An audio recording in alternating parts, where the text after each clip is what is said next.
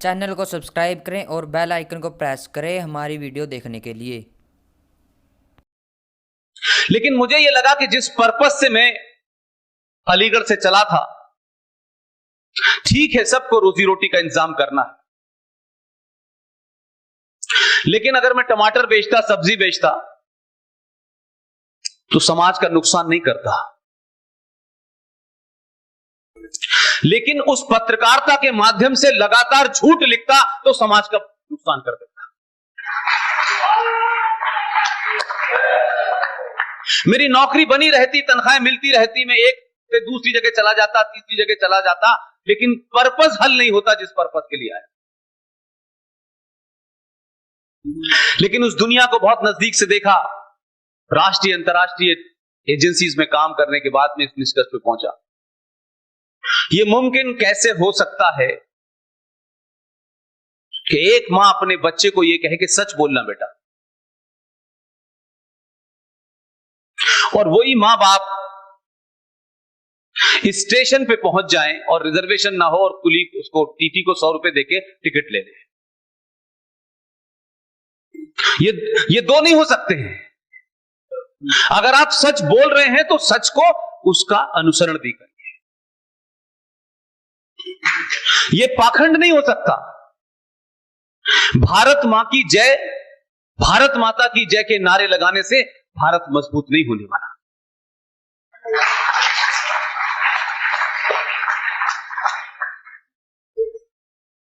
कम से कम आप आज के दौर में अगर कुछ लिख सकते हैं, लिखने की बहुत जगह है, लिखिए। अगर नहीं लिख सकते हैं तो बोलिए। अगर बोल नहीं सकते हैं तो जोर से चिल्लाइए, और अगर चिल्ला नहीं सकते हैं तो जो चिल्ला रहा है उसके साथ खड़े हो जाइए।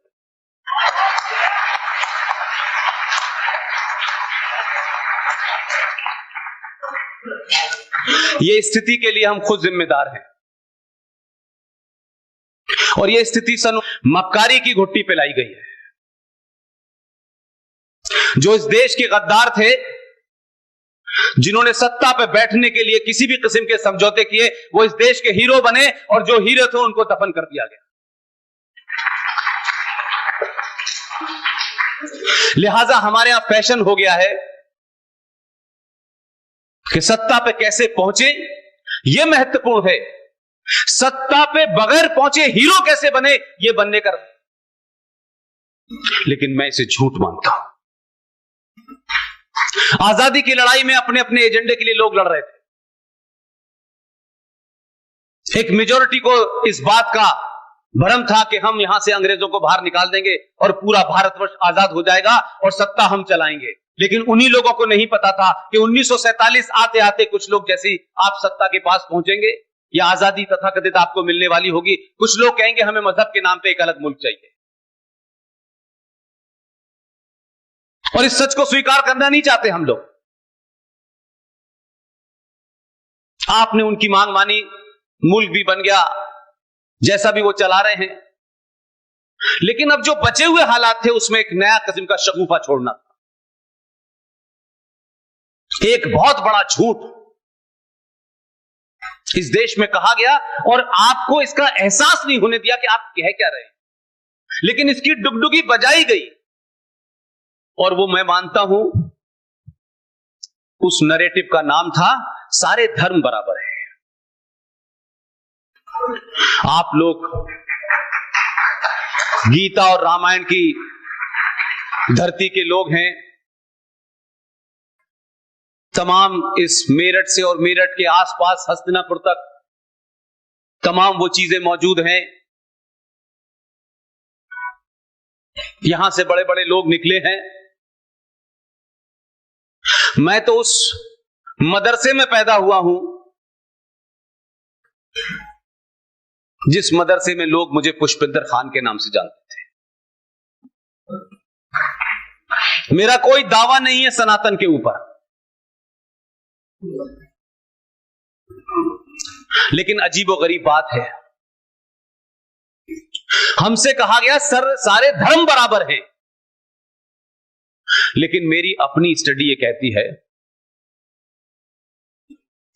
कि इस ब्रह्मांड में, इस कायनात में, इस यूनिवर्स में जब से भी इसकी उत्पत्ति हुई होगी, तब से लेके अब तक, और जब तक ये अनंत काल तक रहेगा, तब तक सिर्फ एक ही धर्म था जिसका नाम था सनातन।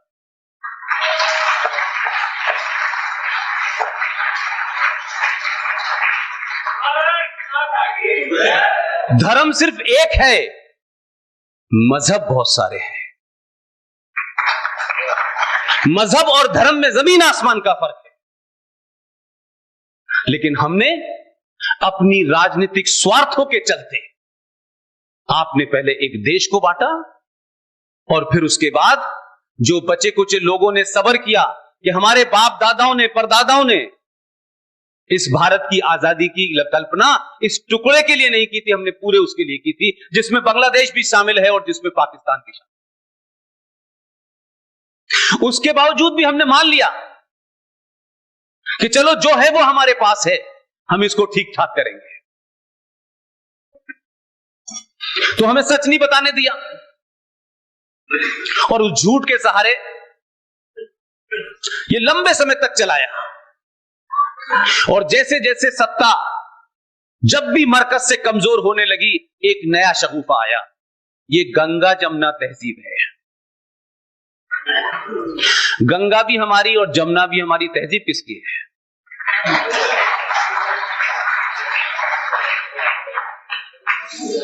इसलिए फिर चला भाईचारा। भाई का तो पता है, चारा आप हैं, बने रहिए। तो कुछ चीजें सुनने में अच्छी लगती हैं। एक पॉलिसी चलाई गई, आदर्श आदमी अपनी क्षमता के हिसाब से तय करता है कि मैं इस आदर्शवाद को प्राप्त कर सकता हूं। ऐसा कोई आदर्श किसी समाज में रखा नहीं जाता कि आदर्श इतना ऊंचा रखो कि कभी उसे प्राप्ति ना कर पाओ। कहां पूरा विश्व हमारा घर है, हम सारे विश्व के लोगों की चिंता करते हैं और हमारा घर अपना सुरक्षित नहीं। हम जमीन के इस टुकड़े को हर दिन बचाने में लगे हुए हैं, लेकिन चिंता हमें पूरा विश्व हमारा घर। ऐसा फलसफा जिसकी इस तरफ बात अभी गौर साहब ने की कि वो तमाम सारे लोगों ने ऐसी चीजें तय की हुई हैं कि आपके बावर्ची खाने में क्या बनेगा, आपकी महिला को बच्चा पैदा करने का अधिकार है या नहीं है, वो तय कर रहे हैं। और ऐसे नियम बना दिए हैं कि आपको लगता है कि उस नियम को तोड़े बगैर काम नहीं चलेगा। मुझे खुशी है कि बहुत ज्यादा पढ़े लिखे होने का दावा ना करने वाले शख्स ने बहुत ज्यादा बारीकियां, और ये बात बड़ी महीन है, ये हालात ऐसे होंगे, इसको करेंगे तो इसमें ये निकलेगा, उसने बगैर सोचे समझे 5 अगस्त 2019 को ज्यादा चर्चा नहीं की, तैयारी की जो करनी चाहिए एक राष्ट्र के नाम से। हमारे साल में हम देखते हैं कि हमारे इस देश में 70 साल से देश चल रहा था, कमोवेश चल ही रहा था। कैसे चल रहा था? सोशलिज्म के नाम पे, सेकुलरिज्म के नाम पे, भाईचारे के नाम पे, गंगा जमुना तहजीब के नाम पे, किसी न किसी तरह से 70 साल से ये देश घिसट रहा था। ये पूरे देश के तमाम सारे देशवासी हर किसी न किसी बात से नाराज थे, फिर भी चला रहे। दुनिया में सरकारें आती हैं, देश चलाती हैं। सरकारों का काम देश चलाना होता है, लेकिन मैं अपने जीते जी हम सब ये देख पा रहे हैं कि पहली बार राष्ट्र चल रहा है।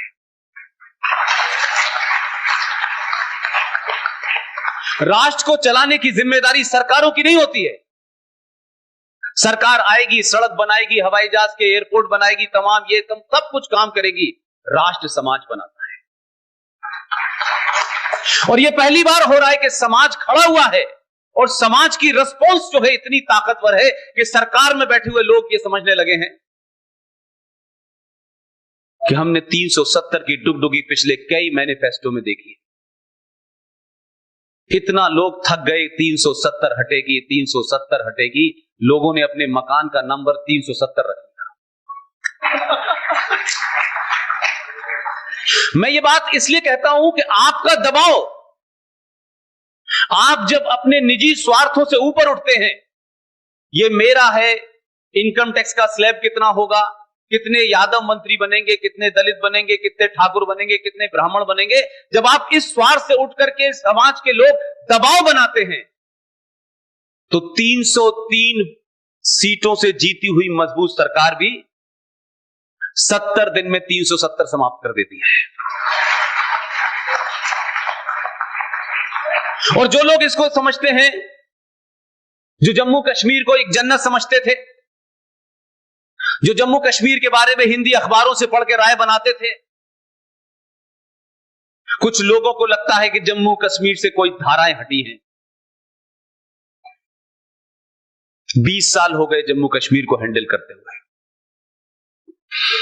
जीवन के 12 साल पड़ोसी मुल्क में नौकरी की, उनको भी पास से समझा मैंने, और समझने में मुझे ज्यादा दुश्वारी नहीं हुई, इसलिए कि जहां से आइडिया गया था वहीं मैं पैदा हुआ।